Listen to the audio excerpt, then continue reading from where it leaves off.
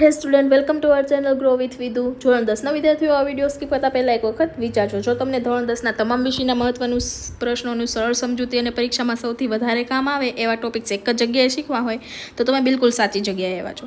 તો વિડીયોને અંત સુધી જરૂરથી જોજો, કારણ કે વિડીયોમાં મળતી એક નાની માહિતી પણ આખા જવાબને સારો બનાવી શકે છે. બરાબર છે.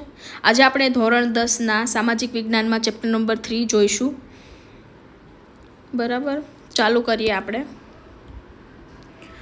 આ ચેપ્ટર નંબર 3 છે, એનું નામ છે ભારતનો સાંસ્કૃતિક વારસો, શિલ્પ અને સ્થાપત્ય. બરાબર છે. તો આપણે અહીંયા શિલ્પ અને સ્થાપત્યનું થોડુંક જોઈ લઈએ. શિલ્પી પોતાના કૌશલ્ય અને આવડતને છીણી હથોડી વડે વિવિધ પ્રકારના મનના ભાવો પથ્થર, લાકડું કે ધાતુમાં કંડારે છે. કલા અને એટલે શિલ્પકલા. બરાબર. એવું કે છે કે શિલ્પકલા કોને કહેવાય?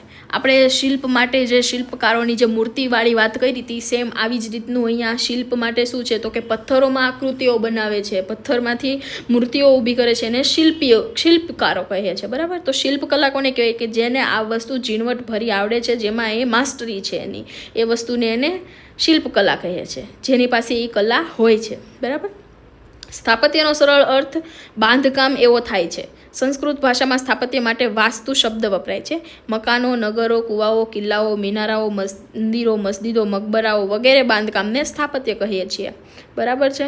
આગળ આપણે જોઈએ પ્રાચીન ભારતનું નગર આયોજન. બરાબર. ભારત પ્રાચીન સમયથી નગર આયોજનમાં નિપુણતા ધરાવે છે. પુરાતત્વીઓ ઉત્ખનન કરતા આવા ઘણા નગરો મળી આવ્યા છે. કે પુરાતત્વીય ઉત્ખનન એટલે કે પુરાતન તત્વ, જે પાછળનું જે પ્રાચીન સમયમાં જે કંઈ પણ આપણા પેઢીઓવાળા હતા, જે પૂર્વજો હતા, એ બધું જે રીતનું જીવતા હતા એ બધું આપણે શોધખોળ કરી તો એમાંથી શું મળ્યું છે કે એવા નગરો મળી આવ્યા છે. આ નગરોના 3 મુખ્ય વિભાગ પડે છે: શાસક અધિકારીઓ ગઢ, સિટડલ. બરાબર.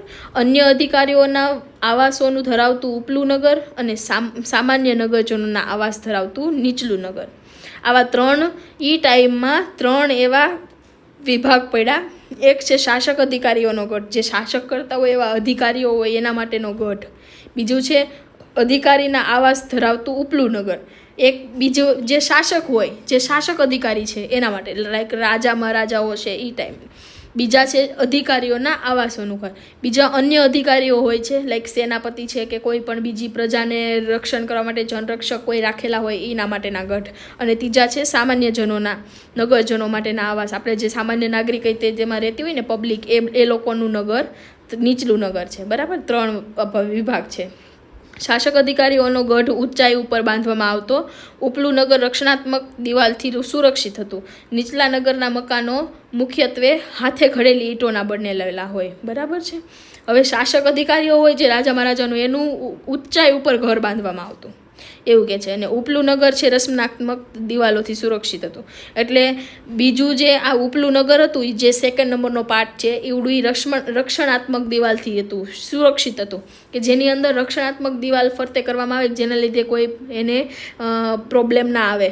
બરાબર. અને જે નીચલા નગરવાળા હતા ને, નીચલા નગરવાળા લોકોને તો કેવું હતું, તો ઈંટોથી, જાતે ઘડેલી ઈંટોથી બનાવેલું ઘર હતું. 3 ટાઈપ્સના ઘર ભારતના નગર આયોજન માટેના હતા. બરાબર. આગળ જોઈએ મોહેંજો-દડો નગર રચના. મોહેંજો-દડો નગર રચના આયોજનની દ્રષ્ટિએ શ્રેષ્ઠ હતું.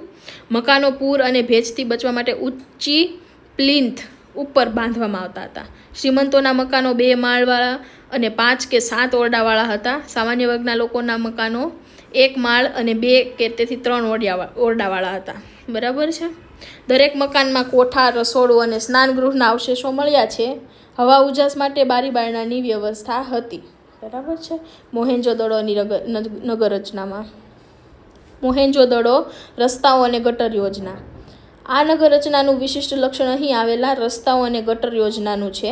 મોટા રસ્તાઓ સીધા જતા હતા અને નાના રસ્તાઓ કાટખૂણે મળતા હતા. 2 મુખ્ય રાજમાર્ગો ઉત્તરથી દક્ષિણ અને પૂર્વથી પશ્ચિમ તરફ જતા હતા. આ લોકોના આ મોહેંજો-દડો વખતે જે રસ્તાઓ અને ગટર યોજના હતી એની પણ આપણને અહીંયા થોડીક માહિતી આપી છે કે એ ટાઈમે કઈ રીતનું હતું બધું. મેં તમને આ બધું હાવ શોર્ટ ફોર્મમાં આપી દીધું છે, જસ્ટ બિકોઝ ઓફ તમારી જે થિયરિટિકલ ટોપિક છે, આવડો મોટો તમારો સબ્જેક્ટ છે, એને તમે આટલું બધું તો યાદ ના જ રાખી શકો. એના માટે જે મેઇન વસ્તુ છે એ તમે યાદ રાખો તો તમારે ઇઝી પડે. દેટ્સ વાય મેં તમને આ બધું શોર્ટ કરીને આપી દીધું છે કે તમારે બહુ જ સરળ રહે તમારે એક્ઝામના પ્રિપરેશન માટે. અહીંયા એવું કહે છે કે નગરમાંથી ગંદા પાણીના નિકાલ માટે ગટર બનાવવામાં આવતી હતી. ગટરો ઢાંકેલી હતી અને સફાઈ માટે વ્યવસ્થા કરવામાં આવતી હતી. આ ગટર યોજના પ્રાચીન નગરોની અદ્યતન નગર વ્યવસ્થાનું ઉત્તમ ઉદાહરણ છે. બરાબર છે. પ્રાચીન સમયમાં અદ્યતન નગર વ્યવસ્થાનું ઉત્તમ ઉદાહરણ કયું હતું? તો કે અદ્યતન એટલે કે આપણે અહીંયા આધુનિક, આપણા માટે અહીંયા અત્યારનું આધુનિક શું ચાલે છે? તો કે AI છે. એવી રીતે ત્યાંનું એવું અદ્યતન શું હતું? નગર વ્યવસ્થાનું. નગર વ્યવસ્થા આપણે અહીંયા અદ્યતન શું ચાલે છે? તો કે મેટ્રો છે, એ બધું બન્યું છે તો આપણે ઇઝી પડે છે. તો એવી રીતે ત્યાં એવું કહે છે કે એ ટાઈમની આધુનિક નગર વ્યવસ્થાનું ઉત્તમ ઉદાહરણ હતું. બરાબર. ધોળાવીરા ગુજરાતમાં આવેલું મહત્વનું હડપ્પીય નગર છે. અહીં કિલ્લા, મહેલ તેમજ નગરની મુખ્ય દિવાલોના અવશેષ મળ્યા છે. નગરની કિલ્લાબંધીની મજબૂત સુરક્ષા વ્યવસ્થા હતી.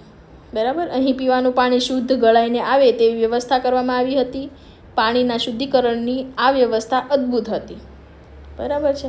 પ્રાચીન સમયમાં તમે જે કંઈ અવશેષો મળ્યા હશે ને એ અદ્ભુત નહીં હોય એવું તો ક્યાંક જ જોવા મળ્યું હશે, કેમ કે એ બધાની કલા અને કારીગીરીને શ્રેષ્ઠતા હતી ને એ બધી વસ્તુમાં એ બહુ જ યુનિક હતી એમ, જેવા અત્યારના સમયમાં કોઈના મગજ જ ના ચાલે. ત્યારના સમયમાં તો કોઈ મશીનરી નહોતી અને કંઈ જ નહોતું ટેકનિક કે જેના લીધેથી એવું કંઈ બનાવી શકે. જાતે જ તે બધા લોકો બનાવતા, બધાના અલગ અલગ કુશળતાના લીધે બનતું. લોથલ અમદાવાદ જિલ્લાના ધોળકા તાલુકામાં આવેલું છે. તે ભોગાવો અને સાબરમતી નદીના વચ્ચે પ્રદેશોમાં અને ખંભાતના અખાતથી આશરે 18 કિલોમીટર દૂર આવેલું હતું. નગરના પૂર્વ છેડે ભારતીના સમયે વહાણ લાંગરવા માટેનો એક મોટો ધક્કો બાંધવામાં આવ્યો છે. ધક્કો વખારો, દુકાનો અને આયાત નિકાસના પુરાવાઓ દર્શાવે છે કે લોથલ તે સમયે ભારતનું સમૃદ્ધ બંદર હતું. બરાબર છે. ત્યાંના જે અવશેષો મળ્યા છે ને એના ઉપરથી આપણને એવું માનવામાં આવે કે લોથલ છે એ સમયનું સમૃદ્ધ બંદર હતું. બરાબર છે. આપણે આ વિડીયોમાં આટલું જોયું. આગળના વિડીયોમાં હજી થોડુંક આગળ વધીશું અને હું ઓછું લઉં છું એનું રીઝન એ છે, ઓછું તમને આપું છું એનું રીઝન એ છે કે તમારા મગજમાં બધું ભેગું ના થઈ જાય, મેસી ના થઈ જાય. એટલા તમારા ટોપિક છે IMP એ જ હું તમને અપાવડાવું છું કે જેના લીધે તમારે બહુ ઇઝી રહે એના માટેથી. બરાબર છે. તમને જ્યાં કંઈ પણ અટકો છો ત્યાં મને તમે કહો કે જેના લીધેથી હું તમને પ્રોવાઈડ કરું મટીરિયલ, કે હું તમને માર્ગદર્શન આપું કે જેના લીધે તમે ક્યાંય અટકો નહીં. બરાબર છે.